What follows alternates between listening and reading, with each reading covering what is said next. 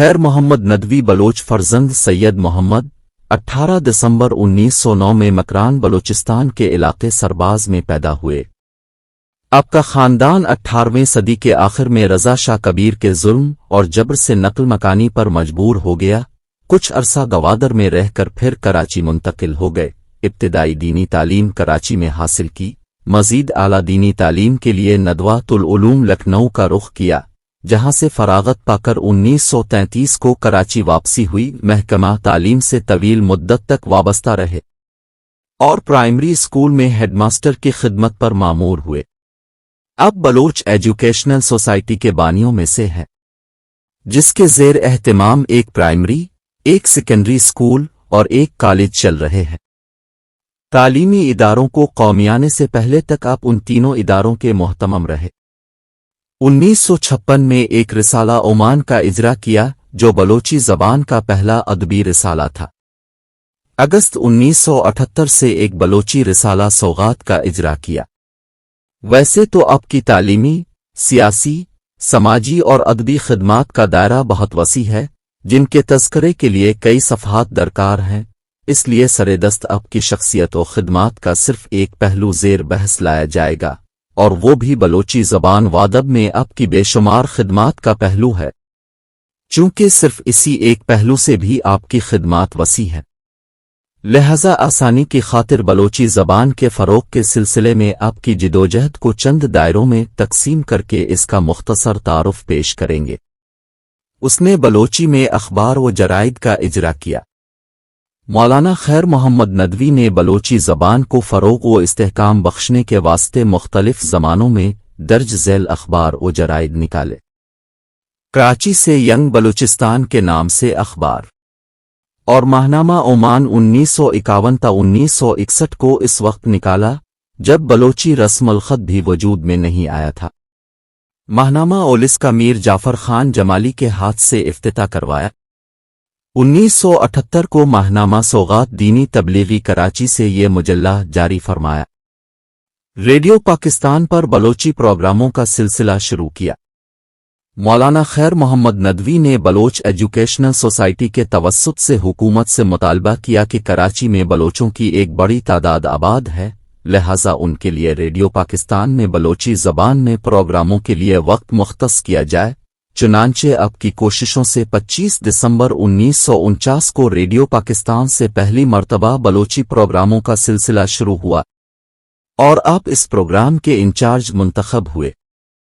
1955 کو ایک وفد کے ہمراہ اپنے وفاقی وزیر اطلاعات پیر علی محمد راشدی سے مطالبہ کیا کہ بلوچی زبان کا مرکزی ہیڈ کوارٹر کوئٹہ ہے، لہذا وہاں سے بھی بلوچی پروگرام شروع کیے جائیں۔ یہ مطالبہ بھی منظور ہوا۔ مولانا ندوی نے بلوچ ادیبوں اور شاعروں کو اپنی صلاحیتوں کے اظہار کے لیے مختلف مواقع فراہم کیے، مشاعرے منعقد کیے۔ چنانچہ 1955 میں ایک مشاعرے کا اہتمام کیا۔ بطور مہمان خصوصی وفاقی وزیر پیر علی محمد راشدی نے شرکت کی۔ اسی مشاعرے میں انہوں نے کوئٹہ سے ریڈیو پاکستان پر بلوچی پروگرام کی اجازت دی تھی۔ مولانا خیر محمد ندوی نے ایسے سماجی علمی اور تحقیقی ادارے اور انجمنیں قائم کی جہاں سے بلوچی زبان کی ترویج و اشاعت کا کام ہو سکے۔ مثلاً قاضی سربازی اکیڈمی 1990 کو قائم کیا۔ بہت پہلے 1950 کو بلوچ ایجوکیشنل سوسائٹی قائم کیا، جس کے تحت متعدد تعلیمی ادارے وجود میں آئے، جیسے 1950 میں بلوچ پرائمری سکول کا قیام، 1961 میں بلوچ سیکنڈری سکول، 1966 میں بلوچ انٹرمیڈیٹ کالج قائم کیا۔ بدقسمتی سے بھٹو حکومت میں یہ تمام تعلیمی ادارے قومی ملکیت میں لیے گئے۔ مولانا خیر محمد ندوی کو تصنیف و تالیف کا عمدہ ذوق تھا۔ اپنے علم ریز قلم سے بلوچی زبان و ادب کو بیش بہا ذخیرے سے نوازا، خصوصاً دینی ادب کے حوالے سے بلوچی زبان میں ان کا کام تجدیدی نوعیت کا ہے۔ بلوچی زبان کے فروغ و ترویج کے حوالے سے آپ کی تصنیفی خدمات کا مختصر خاکہ حسب ذیل ہے۔ سب سے پہلے بلوچی قاعدہ لکھنے کا اعزاز آپ کو حاصل ہے۔